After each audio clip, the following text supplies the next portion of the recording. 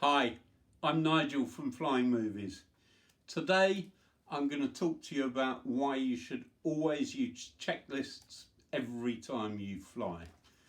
First of all, what is a checklist? Well, it is simply a list of tasks or checks that you're going to carry out every time you fly to make sure you don't miss a critical element. What you don't want is a problem up there. If you spot anything, you want to spot it on the ground and do something about it. You don't want a problem while you're in flight. So here's my pre-flight checklist. It's a simple multi-step checklist that I'm going to go through every time I fly.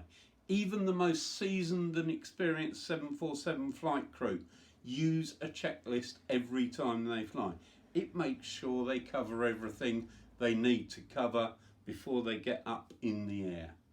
So first up, the safety briefing. So I'm going to brief my observer and anybody else who's with me, which might be the client. I need those people under my control. They're within my 50-meter bubble. So I need to tell them about the risks. I also want to tell my observer what I would like in terms of information from the observer, particularly about where my threats might be for ground incursion or air incursion. And if one of those happens, I'm going to work out where I'm going to hold the aircraft or indeed where I'm going to land the aircraft if I need to. I don't want to have to think about that stuff while I'm flying. Okay, so next I'm checking the aircraft. So I'm checking propellers. So I'm running my fingers down each of the blades of the propellers, checking for cracks, checking for dents, and also looking at the colour. I'm checking for discoloration, which could be the sign of a stress, of stress within the propeller itself. I'm checking the airframe. Checking the airframe for any signs of visible damage. Making sure that the motors rotate freely, that they're not binding, and I'm also checking the battery. Checking the battery for any signs of mechanical damage, any impact damage before I latch it in there. No, that's fine, I'm good to go. So I'm going to latch the battery into the airframe securely. Once I've got the propellers on and powered up the aircraft and the controller, I'm ready to go, but I'm not finished yet. Have I completed my on-site safety assessment, including checking NOTAMs? I'm going to check NOTAMs 3 times.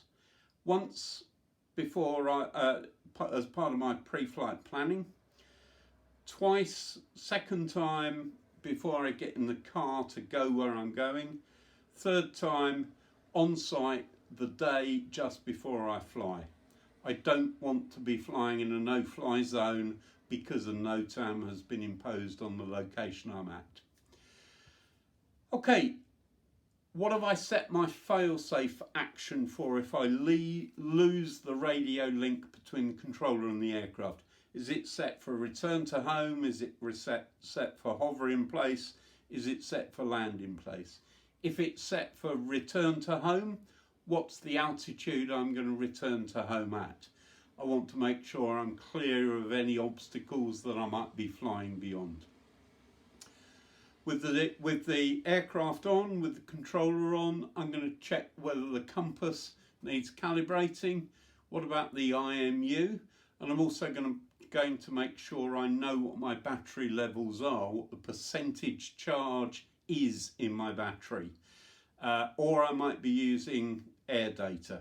If I'm using paper records as I do, I'm going to ask my observer to note that battery level down.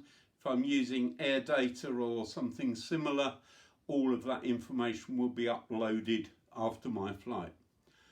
I'm good to go now. So safe and happy flying. See you next time.